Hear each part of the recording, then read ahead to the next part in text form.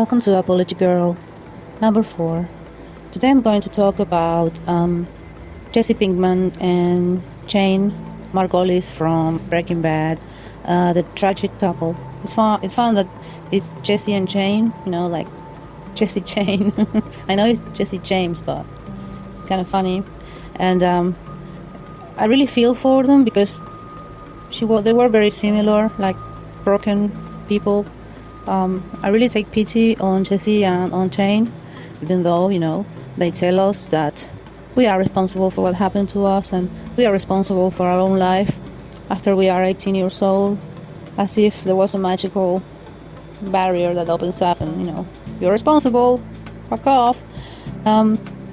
So, I've always been very kind of like detached from what society tells me that is right and it's wrong. So, this is not to say that I don't have moral code. Of course I have. But, I don't like that, it's like Jesse Pinkman's parents, for example. I understand them because, I am a parent. So, I get their attitude towards Jesse. And, if you are Breaking Bad fans, as I am, lots of people are always, defend Jesse's parents, and other people, the minority, defend Jesse. But I defend Jesse because, I see a lot of me in Jesse and in Jane. That is why I wanted today to talk about them, Jesse Pinkman and Jane Margolis. I think they are those tragic loves, that weren't meant to be. But if you see the chapter, the episode when they meet each other, you see kind of like they're going to be together because she's the type of girl that he would love, and I think maybe she deserved better, obviously, but I think Jesse is kind of like, he also gets her. They have I think the main common thing that they have between each other is that they are both artistic, even though they're not professional, because they took, quote unquote, the wrong road, like Mike would say, the bad choice road. They could have studied art and get better with their own creations. Jesse used to, there's an episode, sad episode, when he's at their parents' house, and of course his parents want him out. He's the black sheep of the family, and he's in his old room, and he looks up, he opens this old trunk with old papers of him and old drawings, and I just felt so empathetic towards Jesse because I love drawing as well and creating my own characters, especially in the past, so I really felt for him because he wasn't really good, but he had something about his characters. He was creative. He didn't copy other artists' characters. He made his own characters. He was quite good, but of course he needed to keep on it to perfect them, But he didn't. He went on the bad choice road, But he had that potential, and you can see that even though Jesse calls himself like a really bad person, he really does horrible things, including murder. You can see he's a very sensitive person.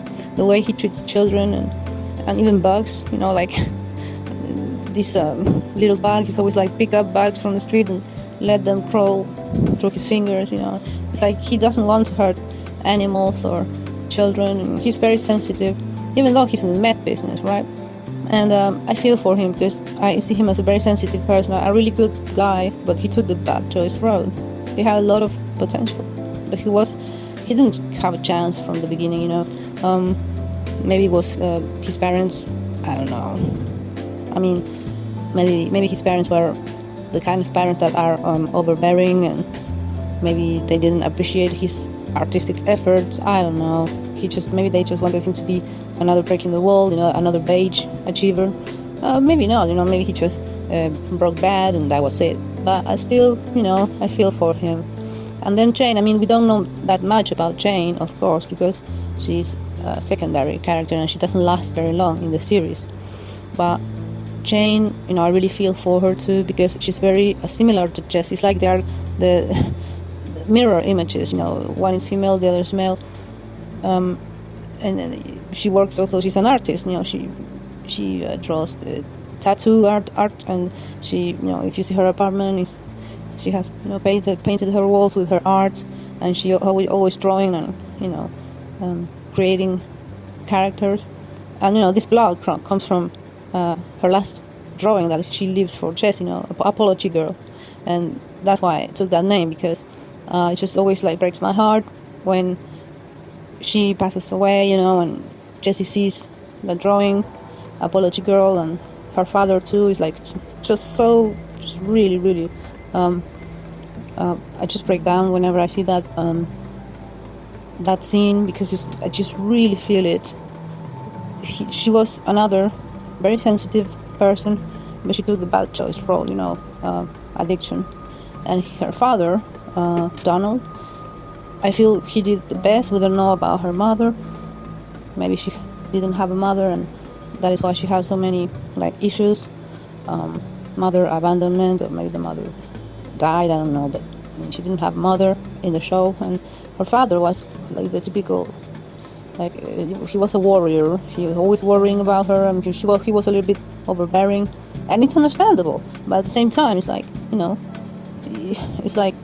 leave her be, It's terrible. I mean, I feel so bad for her. So this for me is the perfect example of trauma bonding. Jesse and Jane, obviously trauma bonded, and they have similar traumas. We don't know about Jane so much, but obviously it's family related. Jesse being the black sheep of the family, the constant disappointment, and Jane, I presume, the same. Plus we don't see her mother, so we don't know if she has a mother. Maybe she did suffer from mother abandonment, or her mother passed away. We don't know that. I don't know that. If you do, please feel free to point it out in the comment section. So, do I think that trauma bonding is a good thing to make a good relationship? It depends, really. I mean, I don't like, when we categorize everything into this will work, this won't work. I mean, we never know. But in Jesse and Jane's position, I don't think that the relationship would have been good. Remember, she was a recovering addict, and Jesse was using, okay?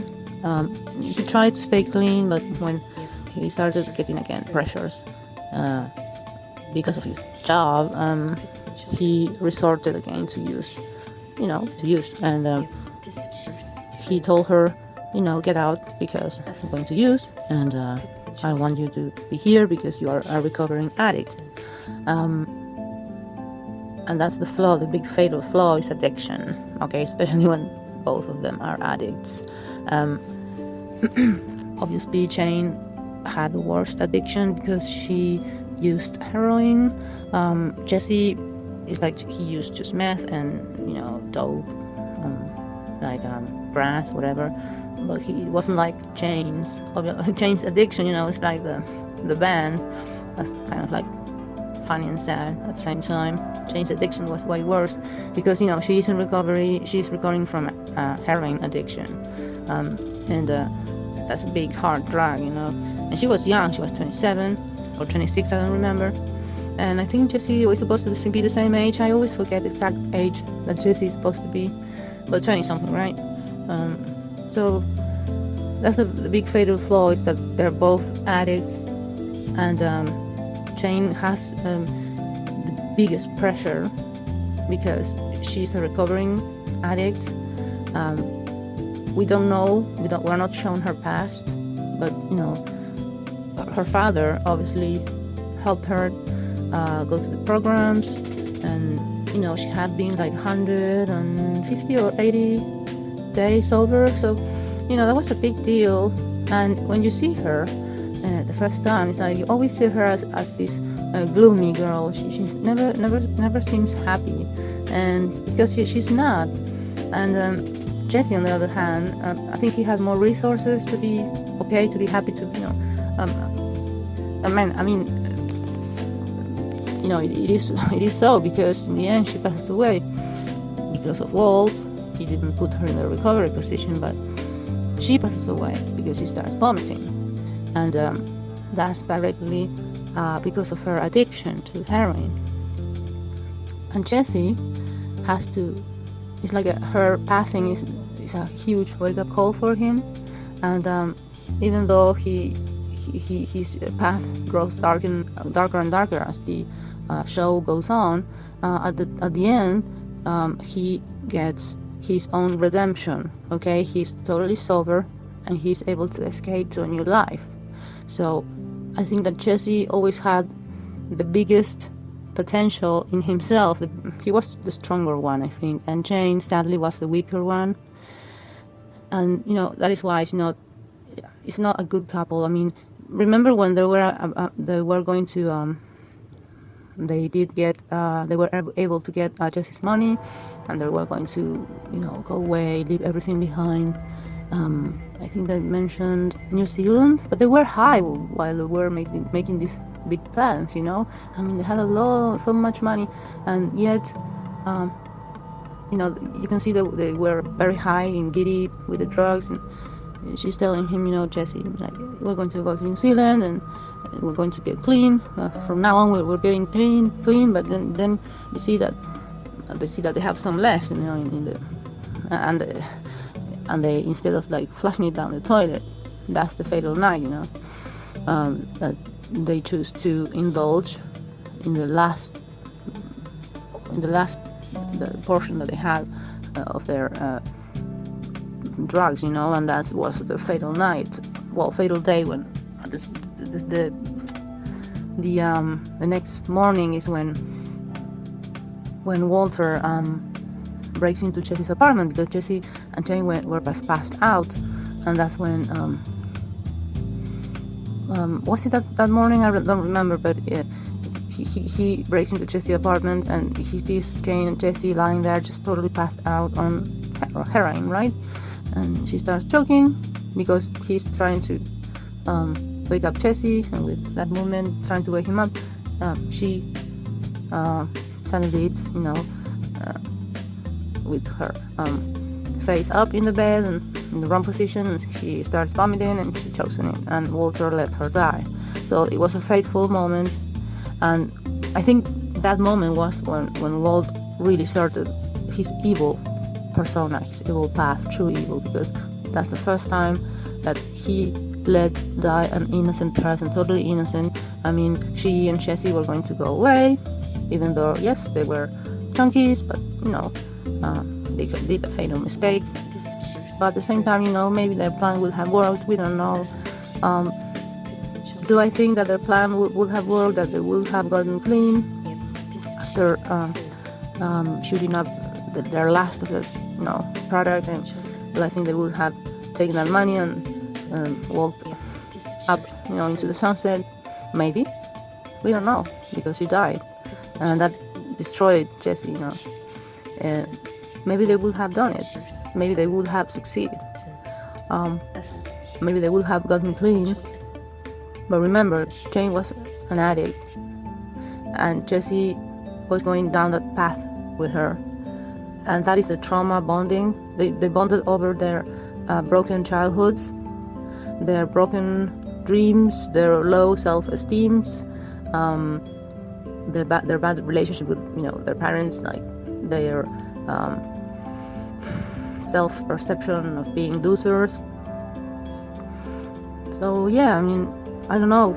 They could, if she hadn't passed away, maybe they would have just taken off to another country and be happy, But Walter wanted Jesse for himself, because he needed his partner, because he couldn't do it alone, and he let Jane die. Some would argue that he wanted to help Jesse not go down the addict road and die, but that's a moot, proposal. I think that Walter he seemed to in that instance, at least, in that single moment, he seemed like he wanted to help Jesse not fall into the darkness of Jane, but I don't think that was his motivation. I think that he just wanted Jesse to be with him. He didn't want Jesse to lose a partner, a business partner. He needed Jesse, and that was terribly selfish of Walter, and he let her die. He let Jane die. It's terrible. That's when he started being really, really. I think that's when he truly started to be evil. Okay, and he broke Jesse. Jesse loved her. For all her and his faults, he was in love with her. He truly was. Jane, I don't know if she really, really loved Jesse. She seemed more like addict. She just saw maybe Jesse and the money as an escape route. I don't know, but I think she loved him as well. But she was more ahead of him in terms of being a hard addict, and I think she was more vulnerable because she was way more unhappier and vulnerable to the drugs than Jesse. I mean, if you see Jesse, he always recovers himself. He has more resilience. In the end, he redeems himself. He runs away, and with cash, to Alaska. So Jesse was always the stronger one. Jane was the weaker one.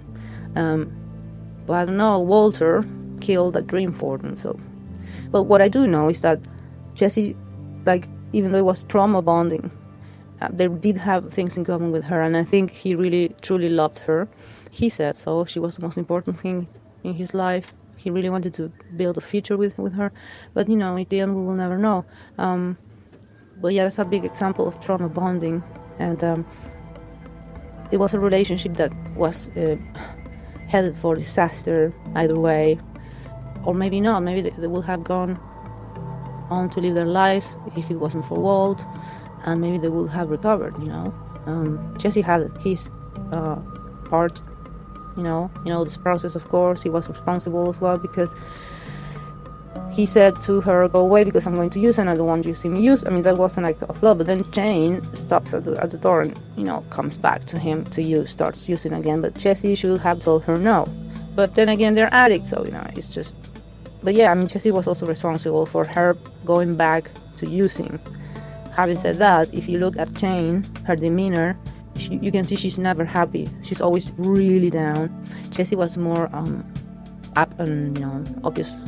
Was more he was more of a go-getter, and he was with business with Walt. He was more of like a do guy. Okay, Jane was more of like daddy's girl. Living in that apartment that was her dad's actually, and she did tattoos, art. It's like she wasn't happy. She was stuck all the time. That's the impression I get from her, and I truly sympathize with her, because I have felt like that sometimes in my life, so I truly empathize with both of them, okay? But it's truly sad, and what really, really gets me is her last drawing, ApologyGirl, always apologizing, sorry dad that I'm this drug addict, sorry dad that I'm constantly letting you down and not living up to your expectations. I'm sorry, okay? She was a pretty screwed up character, but I feel for her, I really do, and I feel for Jesse, but that's one of a perfect example of a love story with trauma bonding, when two people bond over their shared trauma, okay? And that can be okay, but that can be bad as well. Yeah, it depends on these varying circumstances.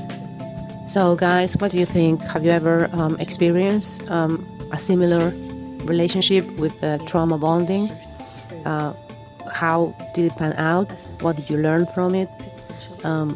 So I want to talk about them because Jesse and Jane are truly a tragic. They are the Cart and Courtney of Breaking Bad, right?